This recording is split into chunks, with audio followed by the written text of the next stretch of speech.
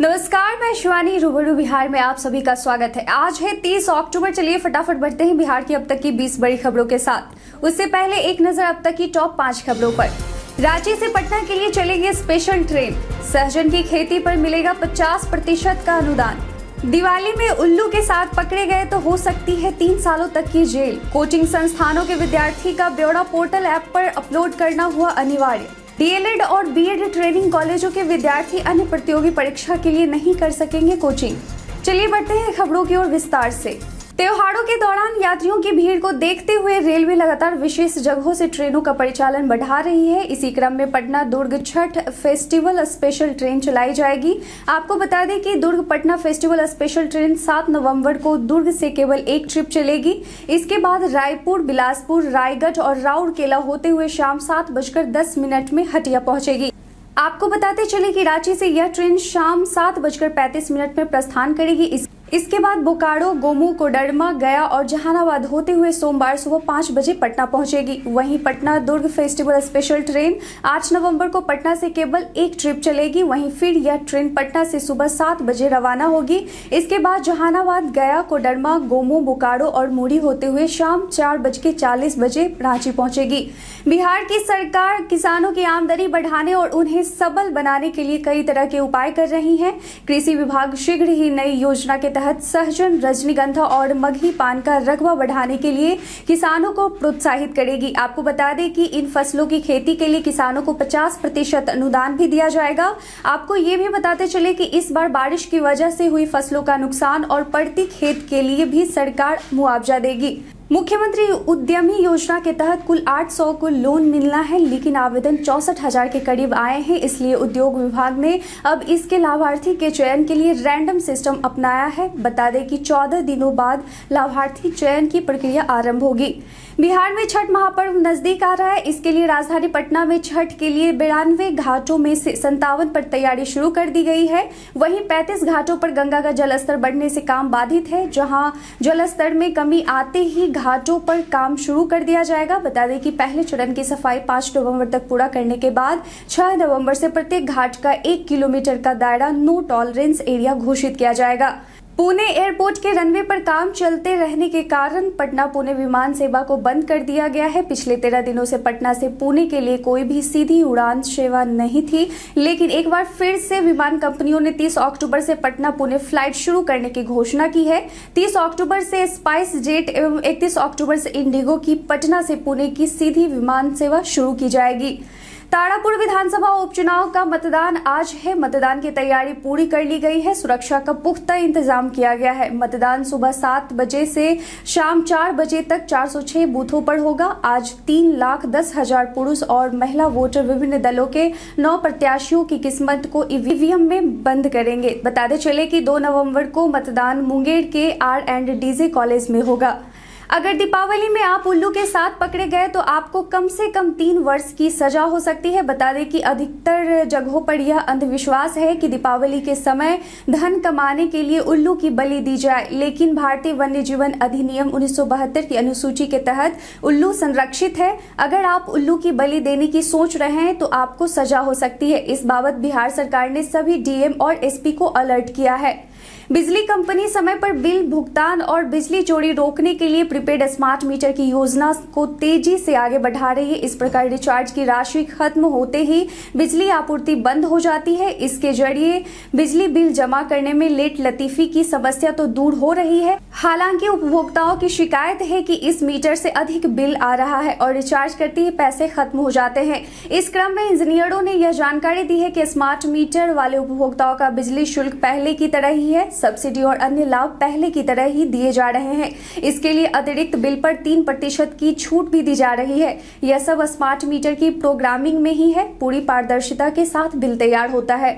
Supreme court के chief justice N V Ramna की अध्यक्षता वाली सुप्रीम कोर्ट के 5 जजों की कॉलेजियम ने पटना हाई कोर्ट के जस्टिस वीरेंद्र कुमार का स्थानांतरण पटना हाई कोर्ट से राजस्थान हाई कोर्ट करने की सिफारिश केंद्र सरकार को दी है। आपको बताते चले कि कुछ दिन पहले ही पटना हाई कोर्ट के न्यायाधीश ए अमानुल्लाह का स्थानांतरण भी पटना हाई कोर्ट से आंध्र प्रदेश हाई कोर्ट में किया गया है। इस स्थानांतरण के बाद पटना हाई कोर्ट में जजों की संख्या 27 से घटकर 26 होगी, जबकि पटना हाईकोर्ट में जजों की स्वीकृत पदों की संख्या 53 है। बिहार सरकार के भवन निर्माण एवं जमुई जिला के प्रभारी मंत्री अशोक चौधरी ने नेता प्रतिपक्ष पर हमला बोला है। मंत्री ने कहा है कि उन्हें कोई सीरियस नहीं लेता है, उनके पास प्रेस वार्ता करने के अलावा कोई काम नहीं है। तेजस्वी के आरोप का जवाब देते हुए अशोक चौधरी ने कहा कि कुशेश्वर स्थान और ताड़ापुर दोनों जगह घूम चुके हैं, इसलिए उपचुनाव के परिणाम की संभावनाओं को देखकर वह हताश हो गए हैं और उलूल जुलूल आरोप लगा रहे हैं। बिहार में शराबबंदी है, इसके बावजूद इसकी तस्करी की जा रही है। पढ़ाई करने की जगह अब छात्र भी इस अवैध धंधे में शामिल हो गए हैं। झारखंड के दुमका में पुलिस ने शराब के साथ 3 छात्रों को पकड़ा है, जो सभी बिहार के मुजफ्फरपुर के रहने वाले हैं। सबसे चौंकाने वाली बात यह है कि शराब के धंधे के लिए इन्होंने स्कॉलरशिप के पैसे का इस्तेमाल किया है। झारखंड से शराब लाकर सभी बिहार में बेचते थे। घटना नालंदा का है, जहां इंटर के सेंटर की परीक्षा में छात्र छात्राओं से राशि लिए जाने पर छात्रों ने कॉलेज प्रबंधन के खिलाफ जमकर नारेबाजी किया। नारेबाजी कर रहे छात्रों का आरोप है कि नामांकन के समय ही छात्रों से सभी राशि ले ली गई थी। इसके बावजूद कॉलेज प्रबंधन द्वारा सभी छात्रों से 300 रुपए की मांग की जा रही है, जबकि विश्वविद्यालय द्वारा राशि लिए जाने का किसी प्रकार का नोटिस जारी नहीं किया गया है। सिवान जिले के बड़हरिया के चर्चित पूर्व विधायक और मुख्यमंत्री नीतीश कुमार के करीबी श्याम बहादुर सिंह बीते दिन अपने निजी आवास तड़वाड़ा में मीडिया के सामने बड़ा बयान देते हुए मुख्यमंत्री नीतीश कुमार से एक मांग की है। श्याम बहादुर सिंह ने कहा कि 2 दिनों में वह सिवान की दाहा नदी पुल मामले को लेकर बिहार के सीएम नीतीश कुमार से मिलेंगे। मिलने के बाद इस मामले में कार्रवाई नहीं हुई तो धरना देंगे। दरअसल सिवान का लाइफलाइन कहा जाने वाला दाहा नदी पर बना पुल डैमेज हो चुका है। इसकी वजह से जिला प्रशासन ने आवाजाही पर रोक लगा दिया है। बिहार के मान्यता प्राप्त कोचिंग संस्थानों के छात्र छात्राओं का ब्यौरा बिहार करियर पोर्टल ऐप पर अपलोड करना अनिवार्य होगा। इनमें पटना में 581 कोचिंग संस्थान शामिल हैं। तय मानकों का उल्लंघन करने पर जुर्माना का प्राविधान भी है। पहली बार उल्लंघन पर 25,000 रुपए, दूसरी बार उल्लंघन पर 1 लाख रुपए तक और तीसरी बार उल्लंघन पर कोचिंग संस्थान का निबंधन रद्द होगा। त्योहारों का सीजन शुरू हो चुका है। 4 नवंबर को इस बार दीपावली का त्योहार मनाया जाएगा। ऐसे में बिहार और पूर्वांचल में अभी से ही छठ की तैयारियां भी शुरू हो चुकी है। इस बार भोजपुरी स्टार पवन सिंह ने बॉलीवुड के पॉपुलर सिंगर सोनू निगम के साथ छठ के गाने के लिए जुगलबंदी कर ली है। जैसे ही सोशल मीडिया पर इस खुशखबरी को शेयर किया गया, फैंस का उत्साह और भी ज्यादा बढ़ गया है। इससे जुड़ी एक वीडियो पवन सिंह ने अपने इंस्टाग्राम प्रोफाइल से पोस्ट की है, जो जम के वायरल हो रहा है। राज्यों के 21 स्टेशनों का कायाकल्प किया जाएगा। इसके लिए रेल मंत्रालय ने 12,000 करोड़ की स्वीकृति दी है। मालूम हो कि रेल मंत्री अश्विनी वैष्णव ने Indian railway station development corporation को भंग कर दिया है। साथ ही स्टेशनों का कायाकल्प करने वाली नीति में बदलाव किया है। जल्द ओपन टेंडर होने वाला है। टेंडर होते ही सभी तरह के काम शुरू कर दिए जाएंगे।